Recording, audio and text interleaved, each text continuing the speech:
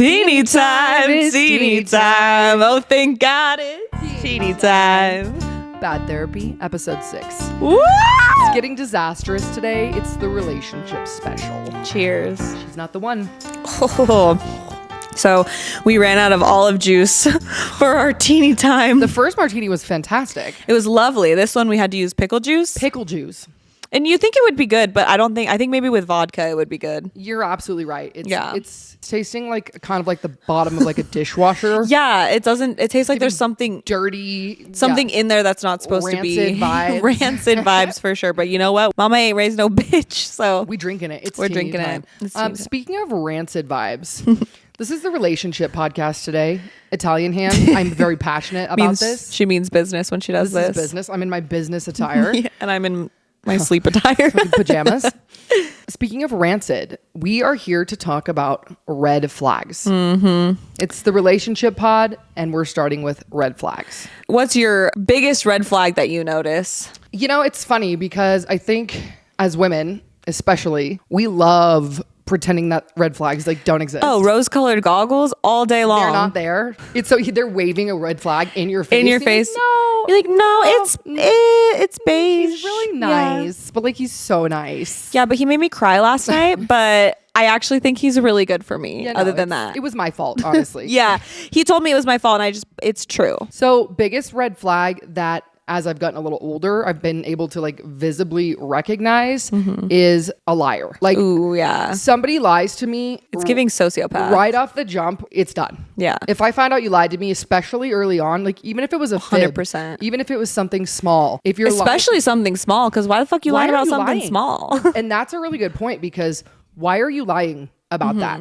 Like what else are you going to lie about? I think I'm crazy and I'm going to react bad because I'm not. Dude, and I've literally, here's a red flag to lead off of your red flag. A guy that makes you feel like they do something wrong and you're the one that caused them. You're like, the root cause. For example, I had a guy once lie to me about something so stupid. And when I found out, because we find out everything. Don't even bother. Detective, call me Detective Gadget. If your girl doesn't know, she knows. She's just not telling you. I, for one, have like this sixth sense, like this voice in my head that tells me things. I'll be laying in bed and I'll just sit up and be like, oh my God. You literally sit up with your arms. I do. You cheated. So one time this guy told me this lie about something and it was so stupid when I found out, but I figured it out. And his excuse was that he thought I was going to be mad. Let me be mad before you just assume that for me. Not to mention, if you're doing something and you're able to visibly make that distinction that I'm going to be mad. Right. Maybe don't do my it. Hand don't fucking do it. Yeah. Like if you care enough about me and this relationship that you're going to lie to protect me, then care enough to not do things that are going to upset me. Or check with me first. And if you Let's talk about it. Then we can communicate like adults because I'm not going to rip your head off. Right. Like, if you come to me, hey, I'm afraid that this might bother you. I just want to check with you. Obviously within reason, right? You know what I mean? I fucked your sister. Yeah, I just wanted to like run that by you really quickly. Just wanted to check in, make sure that was cool.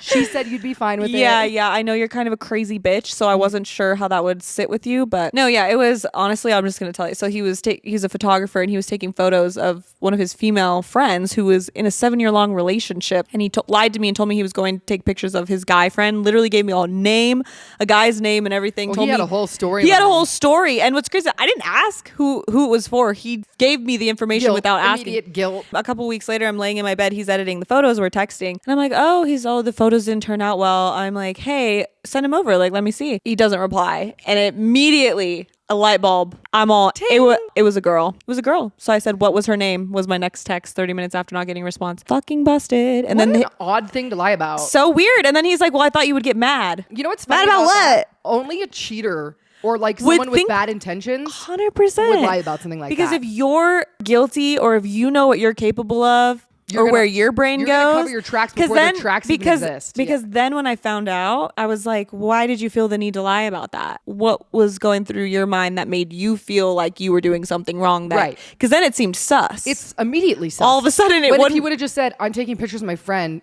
you would For be like, sure. oh, have fun, babe. And what's crazy Yeah. is I don't see myself being upset about that. Of course, you know, relationship to relationship, sometimes guys dig themselves into a hole with the where you trust. don't trust them. Yeah. So I could see maybe in that situation, maybe he knew I didn't trust him, but I just don't see that being a problem. And if it was, we could have communicated about it And gotten through it. Instead of him lying to your fucking And I probably face. would have appreciated him telling me. And this is another good lead into a second red flag, which has to do with guys being sus about girls' pictures.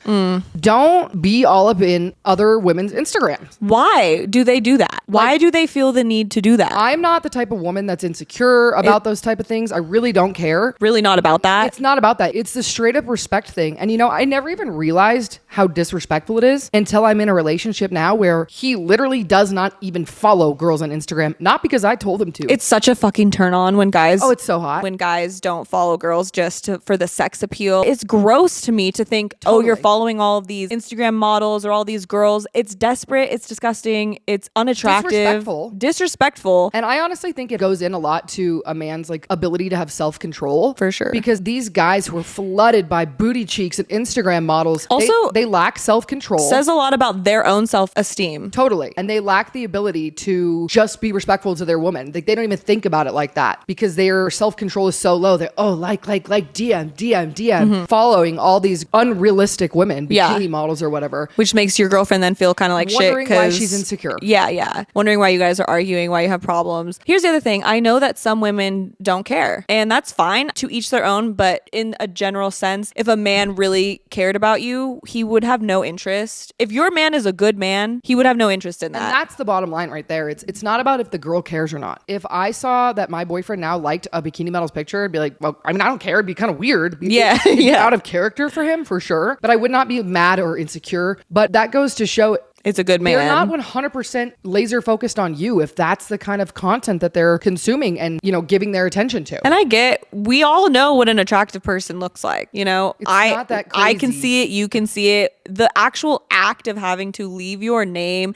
leave a trace of you. My favorite line is, it's just Instagram. I don't even think it's not real. Yeah, it's just mindless for me. No, the fuck it's not. No, the fuck it's not. Unless you have no self-control. If it's mindless and you don't have the ability to say, oh, maybe I shouldn't. Maybe it's because you don't have a brain. Maybe that's what's mindless. Literally two brain cells rubbing together. Yeah. For dear life. And it's crazy is these beautiful women will be with these pieces of shit that just do this. The bar is on the ground. It really says so much about the whole relationship and like how he will treat you. And a lot of times I think we don't even realize that there's another side. Like, there's no light at the end of the tunnel for people who've been in consistent relationships like that, because you just start to see that as the standard. You expect that.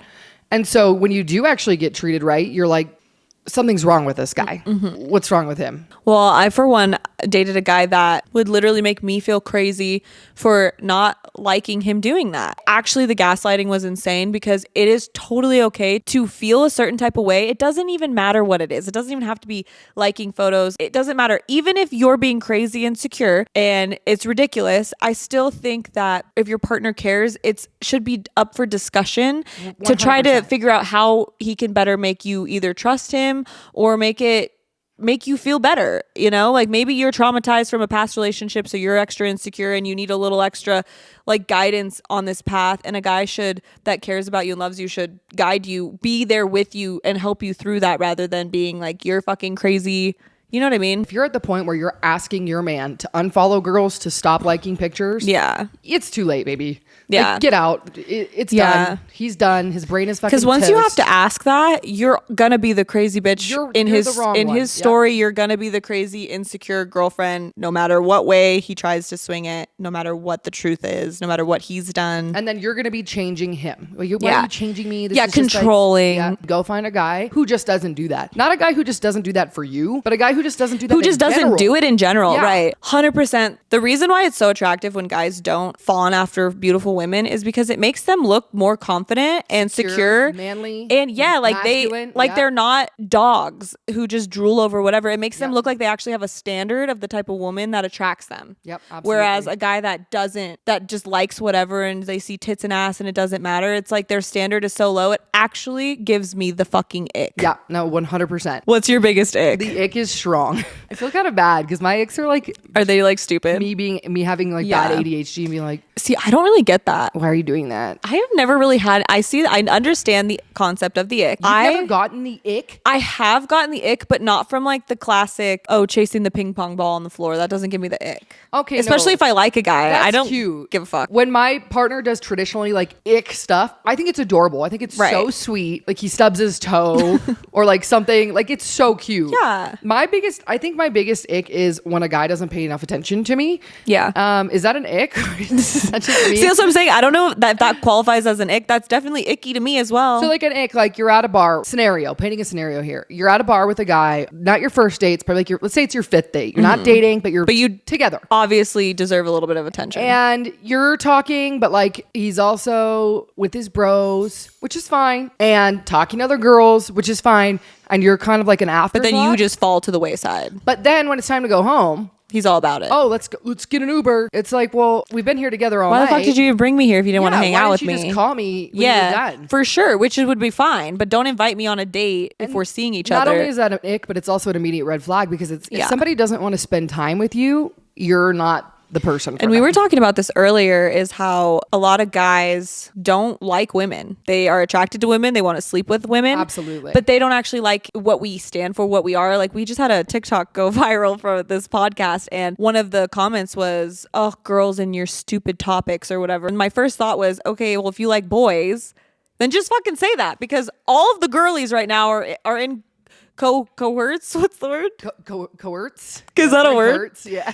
We're all together on this. We're all enjoying this topic. So if you don't like it, commenting, having a good time. If you don't like it, then you might not like women. Also, to categorize it like that is so fucking weird. You girls and your stupid fucking topics. Right. So I want to hit you with a brick. Someone said that. Bring the brick. Like, you hate women, and there's a lot of guys like that, like the typical misogynistic. I mean, I don't want to say the Andrew Taters, but right. No, for sure. The Andrew Taters. The taters. The tater tots. The tater tots. They like women for like the sexually pleasing aspect, for the submissive feminine values that they bring, but they don't actually like women. They don't like listening to us talk. They don't like our hobbies. No, nothing. Things that we enjoy. They like what we can provide. Yeah. Which is sex, a clean house, and a hot meal. Yeah. Are we in the 1960s? No. And I would be more than happy to provide all of those things to a man that respects me and likes me as a person. I'm not a feminist by any means. I think if you want to be an independent ass bitch and go bring home the bread and have a stay-at-home dad, then you do that. As long as there's balance and love and respect in a relationship, who the fuck cares what roles people are taking on, as long as it's equally like divided so that you're not drowning. Everybody's contributing. Everyone's contributing and taking care of. And make sourdough and clean the floors and nurse your babies. By all fucking means. Well, me too, witch. Yeah. So. For sure. There shouldn't be a standard for what a person can be and what they can't be. But another ick, for me actually, and obviously it's not for everyone, but I'm not super into like a submissive male. I'm looking for a leader. Because I'm such a dominant woman. I'm such a, I'm naturally going to lead. I'm naturally going to take shit over. Sometimes I don't want to. Like, I want somebody who I can trust to just... I 100% am the same way. You know what I mean? But here's the thing, is there's a fine fucking line between that and being controlling and masculine to like a toxic level. We're like, I can go clubbing and you can't leave the house. Or where it's just like not constructive to the relationship. You know what I mean? Because obviously one of the worst heartbreaks I went through was with a guy that was really like that. Very in charge, very bossy, very controlling. Okay, no. But I thought I liked it because that was the first relationship I'd been in where I wasn't the one in the driver's seat. Yeah, exactly. And I got to take the back seat. But then when it came to like, I don't want to just be a fucking voice in the background. And that's what it was like becoming. What you said didn't matter. What you thought didn't matter. Right, because he was in charge. I want someone that can, something as simple as, it doesn't, like, I feel like it sounds so aggressive saying it the way we've been saying, like someone says like, we're going here to eat, we're doing this, or like I'm calling the Uber, or like I got this figured out, or something like that. Like I'm bringing in the groceries, or like I'm someone that's like decisive, sure of what they want, helpful, constructive. There's actually a huge differentiation between submissive and masculine in that sense. Because a masculine man is a provider and a leader. They are respectful, they are loving, they are thoughtful. They are all the things that make you feel safe in your femininity. Yes. Where a submissive man can be categorized as controlling, bossy, because they're insecure.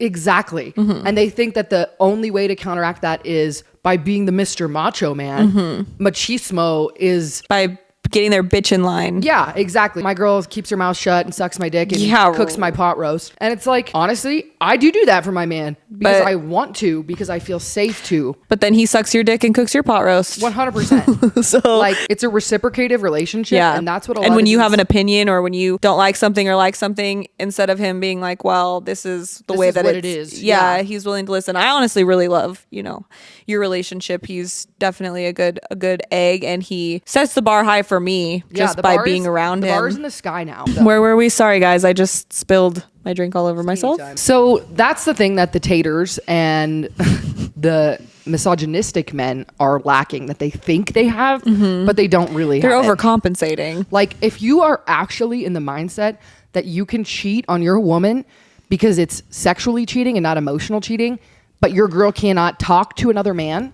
That's a crazy take, too. And I know that he says that stuff for views and for likes, and like, because it's content and that's who he is. That's the character he's created. I think he believes it, There too. is men that worship that type of behavior, and it is so toxic. It creates such a toxic, unsafe world for women to live in. And it needs to fucking stop, to be quite honest. It's just ridiculous. You're not cool if you're acting like that. I know someone, actually, you know him too, who wants to do a poly relationship where he has multiple wives. But I remember being like, okay, what about them? Could they date other people? No. Oh, God, no. What the fuck do you mean? No. What the literal fuck do you mean? That is, to me, that's just like psychopathic. No, it's not. It's a God complex. It's a narcissistic complex. And what makes you think that you need 10 women and every bitch needs to just be about you? That's crazy. And I actually know a guy who I briefly dated who was very open with me, like, so much respect to this person, very open with me from the beginning about the fact that he wanted to be open. He wanted multiple. He was not one girl monogamous guy. person. Yeah. And he 100% didn't want me to be either. He's like, there's no way I would ever ask you to be monogamous. See, that I'm okay with. Like, straight up respect. To each their own. But if you're going to want that and then be like, dictate whether or not they can do that too, it's so contradictory. And from day one, this person told me this. Like, there was no question. No. And of course, me, I'm like, I can get him to just want me. Like, right. I can do it, because I didn't want that, of course. Of course but not. I was like, no, of course it's fine. Like, sounds great. And I was trying to compromise my values because I really did care about this person. And of course it didn't work, because 3 months later I'm crying and he's like, I told you. Yeah. And so 3 months later, we have only been monogamous, but it's getting to the point where we're basically dating. He's like, Madison, I want you to know, I want you to be my girlfriend, but I will not be monogamous. And I said, that's crazy. I was like, I can't do that. I'm sorry. I wish you the best, but that's not for me. And now I could never. He's dating a girl now, and they see other people and they're happy as two clams. Yeah, if that's what you both want, then that's great. Fantastic. To each their own. I'm not judging. Yeah. But I just don't agree with the controllingness of it. Well, and I think it's a cultural thing too. Like, there is some cultures where that is the standard, and I can't speak on whether or not that's okay or not, because I don't know anything about what that situation is. I mean, in general, it's always like background with religion, which yes, I personally don't agree with it. No matter which way you swing it, I'm not, no offense to any culture, religion out there, but to me, it's just fucking stupid. Anyways, before I get canceled. I know, right? But in our culture, speaking about our specific culture, which, by the way, the people that I know that do this are not involved in any they literally culture are not religious. Yeah. They don't have any other reason for it besides narcissism. They want to be worshipped by multiple women. Yeah. And so, talking about narcissism, getting into toxic relationships, I think that's another thing that every woman's had one. I shouldn't say every woman. Every person has had one nasty, toxic, vile relationship. Yeah.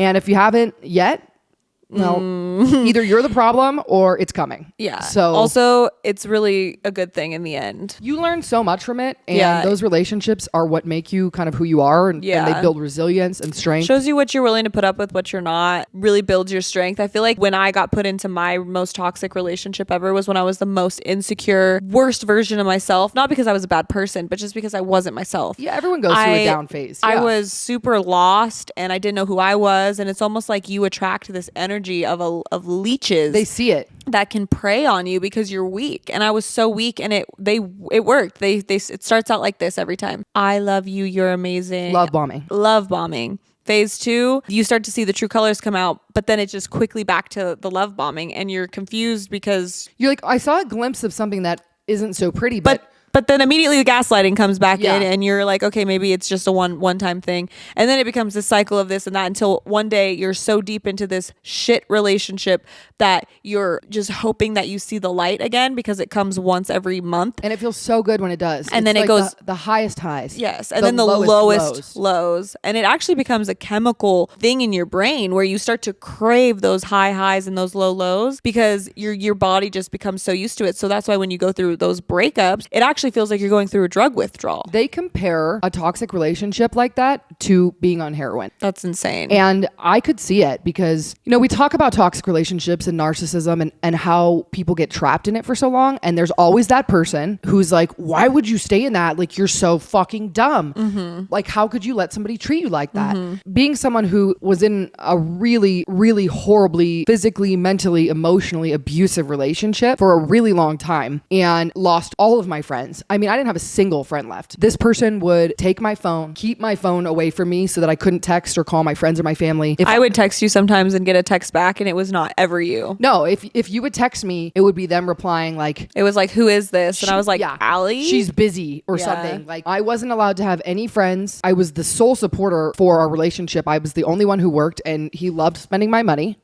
And why do you stay? Why did I stay? Why was I physically abused to the point of near hospitalization for somebody who was so, now looking back on it, I'm like, why did I even date that person? Right. Because you were young and you were probably going through your own things and it's literally like they prey on you. They like sniff out the weak link and you had so many good qualities that he knew what you were and it made him insecure, but he was never going to let you see your potential because that would make him more insecure. And narcissists are drawn to, you know, somebody who can help them and make them feel better. Narcissism is you only love someone for how much they make you feel, how much make you love yourself. Exactly. You were the one that told me this when I was involved with like just such a shitty person. And I was so lost and couldn't understand why he didn't love me because I thought I was so good to him and I thought I did everything. When we'd fight, I would apologize. I couldn't really wrap my head around why it went south. And you were the one that said, because you're not a doormat and you stand up for yourself and he only loved you until well, he only loved you until as long as you made him feel good. The second that you started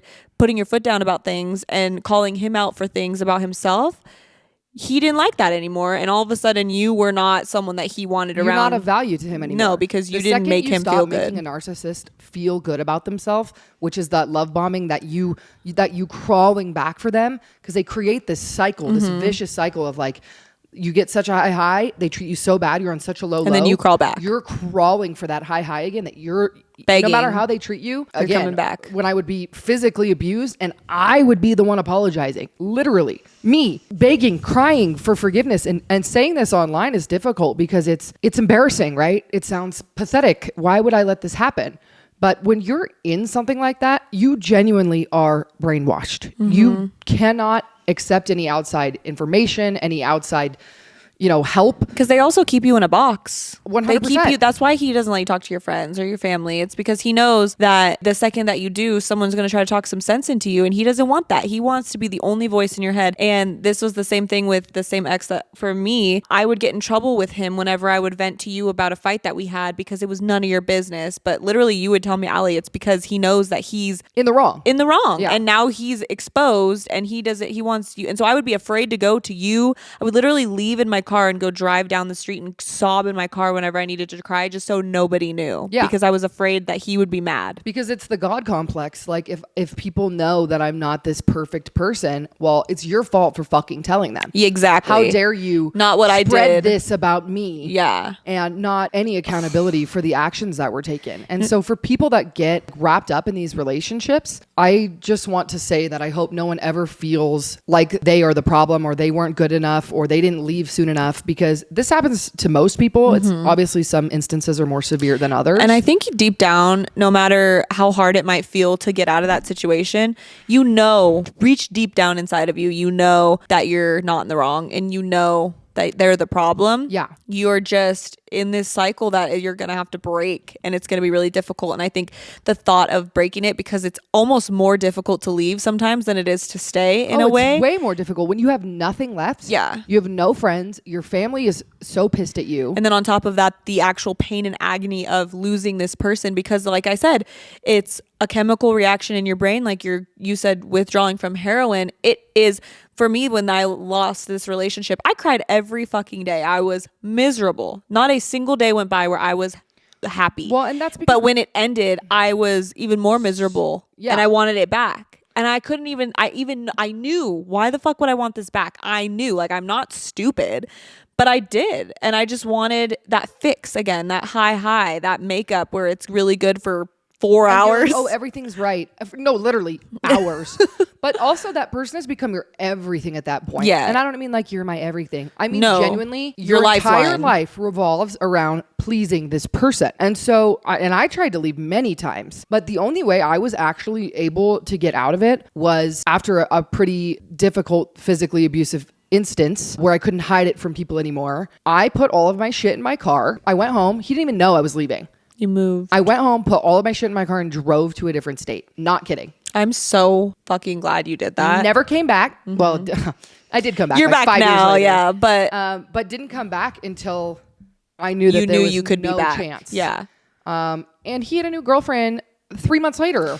It didn't matter to him. Yeah, which is so crazy too. We'll touch on this really quickly and then we'll move on because we just don't give a fuck about these people. But these narcissistic dirtbags, you know, obviously yours is way worse than mine. I don't want to categorize like the one I'm talking about in the same level, because pain is pain, Allie. I know. I'm not even speaking. I'm speaking. This is me trying to not talk so much shit about the person I'm talking about. Like, he wasn't that bad. Yeah.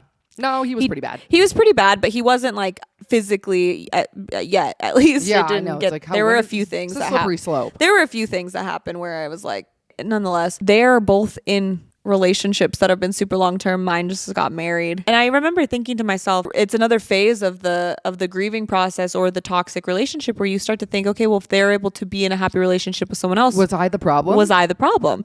Which, of course, to some degree, I'm not saying I'm a fucking saint. I absolutely have psycho girl energy sometimes, but it's only ever triggered from someone that knows exactly how to fucking trigger me. Like, I'm not a perfect person. I'm a wounded individual. I have traumas, and when you know exactly how to get under my skin and push my buttons, it's gonna happen. And when you're with someone for that long and you fight that much, they know exactly how to manipulate and control your emotions. And I had no control of my emotions during that relationship. And yeah, when I watched this person meet someone right after me that I'm pretty sure they were with while we were together, because then it just ended so abruptly, and then he was in a new relationship, get married and have it and hear how they're so happy and how it's working. Don't get me wrong, happy for them. You know, obviously I would not want her to go through what I went through, and I'm glad that he found someone that obviously doesn't trigger him to the point that I did.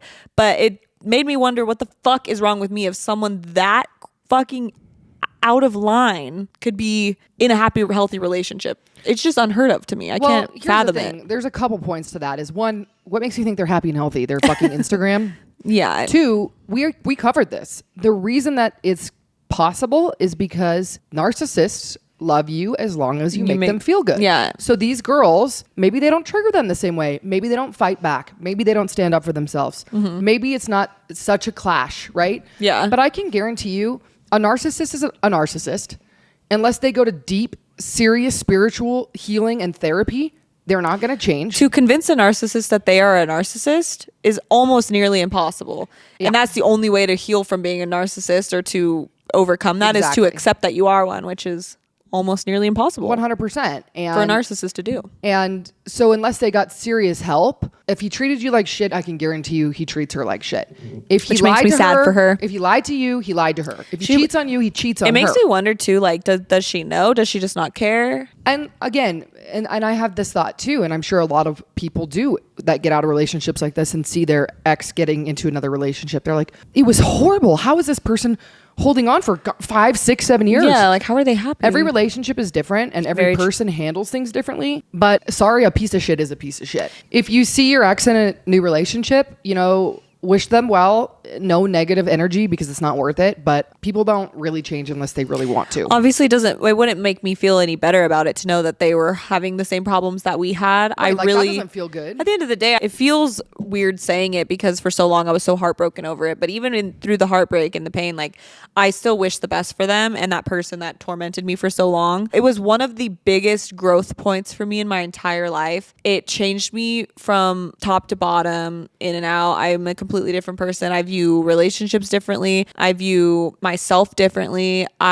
Some of the words and things that were said during that such toxic relationship stuck with me. And I feel like in a happy way now I can look back and be like fuck you, because look at me now. You know what I mean? And that's which is the a good focal feeling. point for these kinds of things. It's like once you're out of it and you're in the clear, what changed in you? And how much better did you get? How much did you grow? Yeah, like let it light a fire in you. It's to amazing. go It's just a good thing. Prove all of those people wrong. Now, the only time it can get be a bad thing is, God forbid, you get married and have kids with that person. Then you're kind of fucked. Yeah. And you know what? I don't want to say that because there's always a way out. I don't ever want people to think they're stuck forever. Stuck, yeah. But, we got lucky. I'll say lucky, even though, my situation, there's not a whole lot of luck to it. But at least you don't have a kid with him. I gained so much strength and resilience. So much of the person that I am is genuinely from that relationship. And it fucked us up for a few years, fucked you up for a very long time. Oh, I mean, yeah, it was the person that I was after was someone who was very hurt and very broken. Like, to be traumatized to that point, it's hard to come back from. But when you do come back from it, you come back. Your life and the life that I've built for myself now, and I'm sure the life that a lot of people can relate to, is you wouldn't have some of those characteristics and strengths if you didn't go through that. 100%. I would not be. I remember exactly the person that I was when I met this person, and she never would have ever guessed where she would be right now. She was down bad. Honestly, down bad. That person that you were at that point in your life, I was scared for you. I was sad for you because I was already through it at that point, and I could see it unfolding right in front of me. Yeah, because I had a lot of shit that I was dealing with. When it gets really bad, it means, which this could be a light to someone listening if you're really going through something. Usually when it's at its absolute peak, worse, it means you're healing from it. Absolutely. It means you're doing the work, and it's not going to be easy. It's actually going to get worse probably before it gets better. But it means you're on the right track as long as you just keep your shit together and don't let yourself fall off too bad. Don't let yourself slip back into the relationship, because I think that's the thing. I was just not even speaking of relationship wise. I'm just speaking in general. In general. Yeah, that breakup was actually crazy. I had never been so heartbroken in my life. I literally couldn't breathe. There's nothing like it ever in my life. And your breakup after that wasn't all that pretty either. No, the next one after, normally you learn.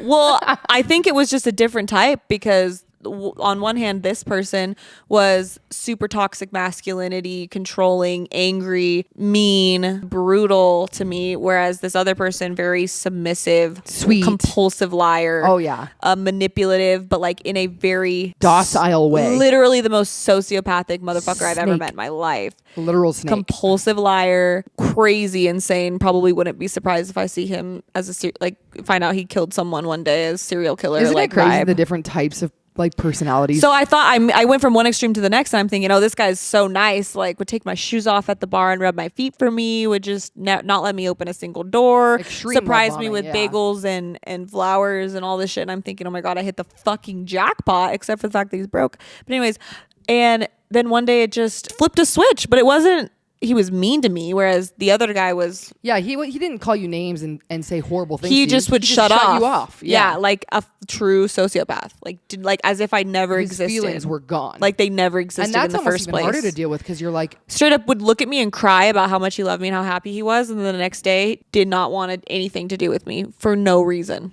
That's insane. It was the mind fuck. Yeah. So this was the last relationship that I was in before becoming the person that I am today. This time last year it was over and I was really grieving it. And we weren't together for a very long time, but I was in a really dark place when I met this person, was very confused with my path in life. I didn't know where I wanted to be. I was bartending. We've kind of touched in previous podcasts about how dark shit really got for a minute there. Yeah. Was fully aware that I had the potential to do so much more, but felt like I was failing myself. And was drowning out the emotions by drinking, drugs, boys that were bad for me, a life that was just not healthy, and it just made it worse. Just trying to ignore your feelings. Yep. And yeah, just feeling like so stuck in this cycle of this terrible life. Couldn't get out. Met this guy. He made me feel like $1 million right away. and I was so low that I was so just like accepting of that energy. Just didn't even question it. Didn't even care. Yeah. Obviously a couple red flags here and there. Didn't give a fuck. Didn't care. Was like, it's fine because at least I'm not sitting around being miserable anymore. And that's that on ignoring red flags. Please don't ignore red flags. So a couple months down the road, I'm being treated like shit. Shit's going wrong. And then because I was in such a low place and then I hit this really high to all of a sudden getting the rug ripped out from under my feet and being even lower than I was before. Because they can't save you. Like, no. And I knew that, but I thought that's how down bad I was. I was just so okay with focusing on something else other than the shit that I really needed to focus on. But at the end of the day, once that relationship ended, it forced me to have, like, I had no other choice but to deal with that. And it was so scary at the time, but I'm so glad that I did, because that's why I'm here right now. And that's why I'm the person that I am right now. Yeah. And he was a different kind of toxic, like something that you didn't really understand. Like sociopath. It was crazy. I still don't really understand it. I've taken about a year now. It's been about a year of reflecting. And speaking of just the toxic, the ways that these men make you act, bring out the absolute worst. I have in you. kind of a funny story. Funny, crazy, embarrassing. She toxic. Insane story. And I know the girlies can relate. At least someone out there can relate. He dumped me on my birthday. So nice of him. Yeah. Like, what a gentleman. Dumps me on my birthday. I'm fucking wrecked. Probably because he didn't want to get you a present and was like, literally perfect timing. Literally. So I'm fucking wrecked. I'm so upset, begging him, please don't do this tonight. Like, wait till tomorrow. So fucked up. So pathetic. Please don't do this tonight. You know, miserable. He's like, I'm sorry. So dramatic. So I'm bartending. I'm working that night. The night that he dumps me, we worked together. I remember he got off and he left, and I'm like begging him to just stay and love me. Pathetic bitch. So sad. And he didn't. So when I got off, my coworkers, everyone was so nice. Everyone was celebrating me. I hung out with my friends all night. But then it came to the point where it was like probably time to go home. And was I going to go home? No, ma'am, I was not. Of course not. I ended up at one of those bars that you only end up at when you get dumped on your birthday. Exactly. It's like 7 a.m. 7 a.m. Everyone else in there's crying too. Everyone else in there is just either a crack addict, a homeless person, a loser, or going through a breakup. Brutal. I mean, seriously though, the only time I ever have gone to this bar is when there's just absolutely no good going on in my life, because why else would I be out at 7 a.m. at that bar? So I decide to finally leave. It's like 9 a.m. when I decide to take the trek home. And this is downtown, so everything's close to each other, within walking distance from where I work, from where he lives, my ex. And on my way home, I think back to the fact that, he still has my blanket in his room, because when I met him, he didn't have shit on his bed. He didn't have a blanket, didn't have sheets, didn't have literally anything. What? So fucking weird. So a blanket is like, so I felt bad. Bucks. I literally felt bad for him, because he was so manipulative that I felt bad for him. When thinking back, I'm like, why did I not think that was such a loser? Which now I would see that as like someone that just needs to get their shit together, and it would just not be attractive to me. Someone who needs to take accountability in any way, shape, or form. I actually think I'm disgusted with myself for that, but it's okay because I'm not that person anymore. But anyways, so I think, he has this blanket of mine. I'm gonna go get it. I'm gonna go get my fucking blanket back. So I waltz up to his. Very rational of you. Right, clearly thinking straight, not insane whatsoever. Clearly wanted me to show up. That's why he dumped me, right? So I show up to his apartment complex, and there are 2 doors that you need a fob to get into before you can even get to the actual doors of the apartment. I rip the first door, like clear off the hinges. Just busted off the hinges. Just full strength to rip it off. 9 a.m. birthday sad girl strength. Sunday morning. Just wrecked the door. Opened the door. I mean, I knew that it would open because I'd seen him do it before when he forgot his fob. But nonetheless, for you to do that, and it didn't work every time, because I had tried to do it before. Like, it was, you had to tug pretty hard. First try, rip it off the hinges. Get to the second door, rip that one off the hinges. That was another one that you need to fob to get into. So then finally, I'm at the actual door of his apartment, and he has a keypad instead of a key, and I knew the code obviously. So I just, instead of knocking or anything, I just oh my god, walk right in on 10. Just, I want my fucking blanket back. And he's sleeping. He's like, he wakes up like, just like, what the fuck? And the sad thing is, we ended up arguing for like an hour, and then I ended up getting in the bed with him with my blanket. Of course. Curling up, God sleeping. forbid he had like another chick there or something. Honestly, I was fully prepared for whatever came my way in that moment. I was I was going to fuck shit up. You were unafraid. I was unafraid. I was unfazed. I was purely going to cause a problems. guy has really done you dirty. Where you're like, yeah. And the saddest part about the whole thing is like the next day I left with like my head held high. I'm like, this isn't right for us anymore. And then he texts me the next day and wants to get back together with me. I literally said to him, you said earlier, maybe he didn't want to get you a birthday present. I was like, you could have just not told me you couldn't afford to give me a present. You'd have to go through all instead that. of breaking up with me. Yeah. And then of course you took him back, right? Of course. And obviously we're not together anymore. So that ended up blowing up in my face once again. But thank God it did, because like, absolutely. I can't imagine. I think of that person now and I just feel sorry for him. yeah, I mean, what a honestly, loser. Allie, from the beginning, that one was so bad. Yeah, but like I said, he was the only thing that I felt was good when and he was actually genuinely nice to you. I was on the verge of like unaliving. Yeah. When I met him. Not good. Things were not going well for me. And isn't it crazy how everything happens for a reason like that? Like yeah. a horrible toxic relationship, but like brought you out of a spiral. Yeah. And it didn't at first. I remember the first few months or weeks right after that were probably the darkest. I'm talking, couldn't even get out of bed to go pee. I mean, obviously I did, but like couldn't shower, couldn't move. So sad. Quit my job. And it wasn't because of him. It was because of all the shit that I had just everything to deal with. And then on top of that whole situation. Everything you'd been ignoring. And you know comes back tenfold. Yeah. So. But you know, you're not the craziest. Like people do crazy things when they're put in crazy toxic situations. Mm-hmm. Like I can't say I've never broken and entered before. It's toxic story time. Your turn. Talking about people bringing out the absolute worst in you. My first toxic relationship, he would break up with me in similar instances. Like if he wanted to go out and like cheat on me, but it wasn't technically cheating because he broke up with me like that night and then get back together with me the next morning. Wow. I know. Like how is that even fathomable? It's not. But so it's Halloween or somewhere around Halloween. He's like, I'm going out. You're not coming. You're not going out. We're done. I'm like, and everything was fine that day too. That's the funniest part. He just wanted to go fuck around. Yeah, he wanted to go party and whatever. And he just liked doing that like as a manipulation tactic. And so this was one of those times where I was at my wit's end and I was like, okay, bye. Went home, got ready, went my happy ass out. Mm-hmm. And I didn't have a lot of friends at the time. So I went out by myself. Oh, I know. Hella sad. Kind of sad. But I'd been cut off from everyone in my social circle.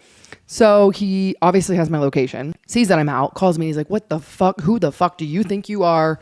You're not pretty enough to be acting like this. Like completely so just mean. Tore me down. Yeah. Like get your ass home right now. So I do. Like I honestly can't believe that. And me, come on. It's just so against my character to even act like that. But I go to his house. I don't go to my house, which I don't think he obviously was expecting. And I crawl in through the window. Did you like scale the wall? You know, literally climb up the door, crawl in through the window and get in the bed. And I stayed with him a lot, but he wasn't there at the time. He lived with his mom actually. So I'm in bed sleeping. I think it must have been like 3:30 or 4 in the morning by the time he finally gets home. This motherfucker walks up the stairs, bottle of wine in his hand, 2 wine glasses. And I hear the clinking, like I'm kind of half awake. He's walking up the stairs. It's like clink, clink.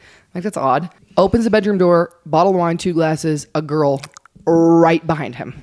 Shut the fuck up. Beautiful girl. Oh my God. I'm in bed sleeping. Oh my God. Also, his room's a disaster. I'm like, what girl are you bringing back to your room like this? What do you mean 2 glasses of wine and a wine bottle and a girl? Like they were about to have themselves a little night. Have a little couple glasses of wine.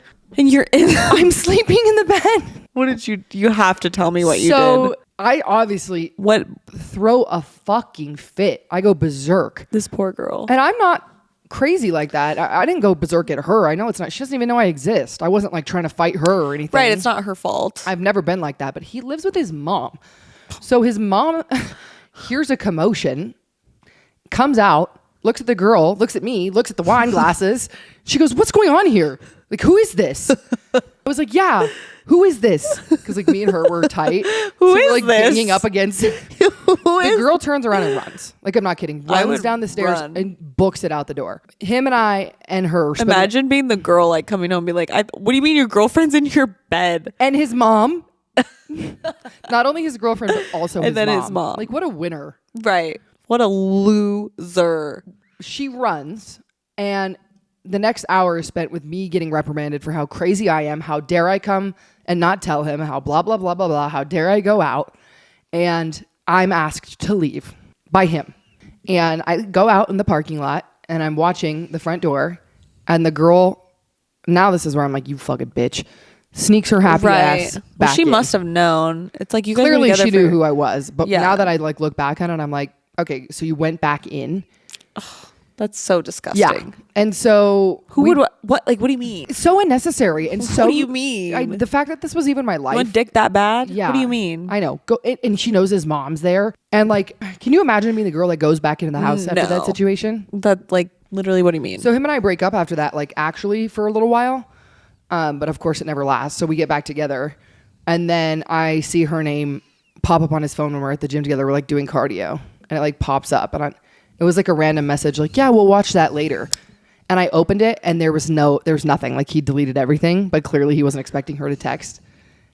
And Such a guess what? I stayed with him. loser. Of course you did. Well, I don't have any room to talk. I've never had a situation like that, but I'll tell you what, I would have probably attacked both of them. Honestly, it was, if his mom wasn't there, I can only imagine that things would have escalated. Like, Yeah. But I was also like physically, I was terrified of him. Yeah. He was like much bigger than me, much stronger than me, and I knew he wasn't afraid to hit a woman. So yeah. I honestly was so grateful to get out of that relationship with the lessons that I did. But just thinking back and thinking about like the situations that women are in and the fact that happens and we're just accepting of it and looking at the relationship I'm in now, it's unfathomable. Night and day. I can't believe that I would ever let myself be treated like that. Doesn't make any sense. You know, it's not to say anything about you though. It's just when you're young, and not to like, because there's women that are much older that go through it. It really just has to do with the grooming that they do to these women that they abuse. Yeah, because it conditioning. it starts out, like I said this early in another podcast. A relationship never starts out bad. No, it started out By the time it gets bad, you're trying to understand what's going on. What the hell happened? And then it gets to a point where it's so bad, but by then they've conditioned you to thinking that that's all you have. And it started out like I felt like the coolest girl in the world dating like an older popular athlete. For you, it's so different because you literally were a child. Oh, I think I was 13 or 14 when I met this person. Yeah. I mean, a kid. A child. And for the next 4 years of high school was conditioned to think that was normal behavior. And my self-esteem was torn down to, a point where a young girl, you don't know, what they say goes, basically. Right.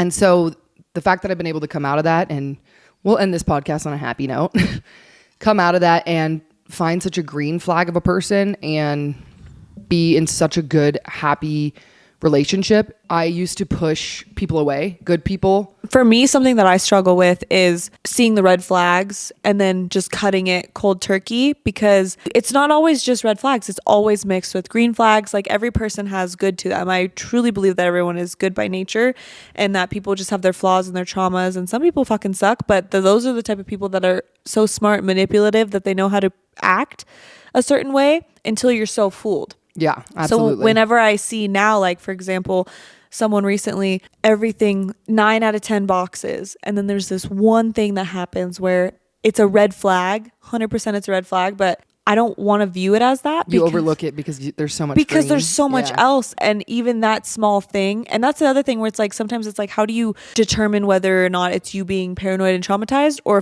whether it's really an actual red flag, something that cannot be fixed? Yeah. Because like you were saying, you were the red flag, but those were things that were fixable with time. So then I think, and I always do this where I make excuses and I try to point out the best in people and like find that in someone. But so that's something that I'm working on actively and I'm very consciously aware of now in my dating life because I'm painfully single. But for you, I remember when this changed because you met someone and you were really into them and they were really into you. And every time I talked to you, it was all rainbows and butterflies. Oh. And then one day you told me that you wanted a relationship and he didn't, and you told him and he said he didn't want that, and then you left. That was it. I literally walked away that day. And I remember thinking to myself, she'll be back.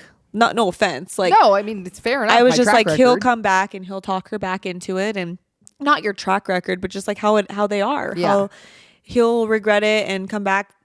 It won't go anywhere, but they'll do this back and forth thing for a long time until it finally has to inevitably come to an end. Yeah. Or you get into a relationship and it's just like you're unhappy. And it's not good. Yeah. And you just left. And I remember for months you were really upset. It wasn't easy. You were sad. You felt rejected and you felt not good enough. And you liked this person. I think we as women, we visualize our future with these people before it even happens, which makes it hard to let go of. But it was not something that was ever real. It wasn't ever real. Yeah. And I remember when you cut it off, the next person that you met after that was the person that you're with now. And that's just, to me, a sign that the universe is going to test you and test you and test you. And as long as you keep making the same mistakes, you're going to keep reliving Getting the same test. Yeah. Test.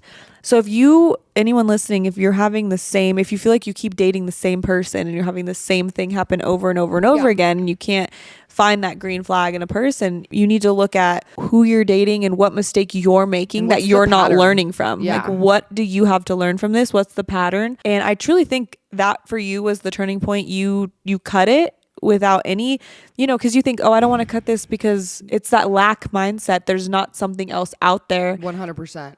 But you just have to know that when one door closes, another one opens. And I was at a turning point for me where it was like, I wasn't looking to be in a relationship, but I stumbled into something with that person that I felt was good, but I always had a pit in my stomach about that person, like literally from day one.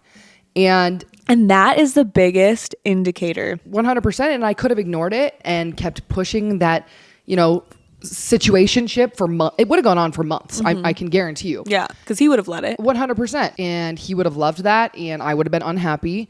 But I saw what that was going to be and that pattern, and it didn't matter what I felt or what he felt. I knew he was never going to be able to give me what I wanted. And I bet it felt kind of good to say, I don't want that. That's not what I want. That doesn't work for me. And walk away. You know how it was an awakening moment for me of, wow, I get to choose. Yeah.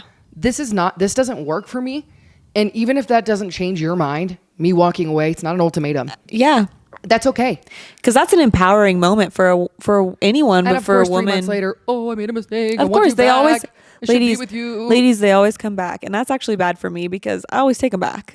At that point, I was with the love of my life. Yeah. Because I know it sounds stupid, but the second that door closed, I met my person. And when I met the person I'm with now, there's no question really. There's no ups and downs. There's no, is this a red flag? I mean, I knew. Yeah. I know that sounds crazy, but I just knew he treated me so well. And I pushed him away for months just because of my trauma. And I had a front row seat to that. I remember you could never tell me what it was specifically that you didn't like about him, because I don't think there was something. It wasn't, yeah. Besides just, I think, and me knowing you so well, he was just too nice. And I think you were waiting because when someone's a piece of shit, they start off really good. Well, you believe them because they're a piece of shit. You're like, okay, this is believable. Mm-hmm. But when someone's a good person, it's harder to believe. Absolutely. Because you're just waiting for it to turn. Waiting for the corner to turn. Yeah. So when someone's a piece of shit, you're like, I believe you. So I'm giving him every reason to walk away and that to show his true colors. That's where I became the toxic person and the red flag. And that's just on healing and growth. And luckily he was mature enough to know that was what that was. And he stuck it out, and because he saw the potential and I hate the word potential, but he saw me for who I really was, not the person I was pretending to be in order to protect myself. Yeah. And he knew from the beginning that I was working to be better, and that's all he cared about. He's like, as long as you're trying, I'm here. So green flags that we should be looking for, ladies: someone that's patient, someone that's kind, someone that gives you space to be yourself, but not only be yourself, but be mad. Someone that, what I heard once that I loved is like, I want someone to be mad at me nicely.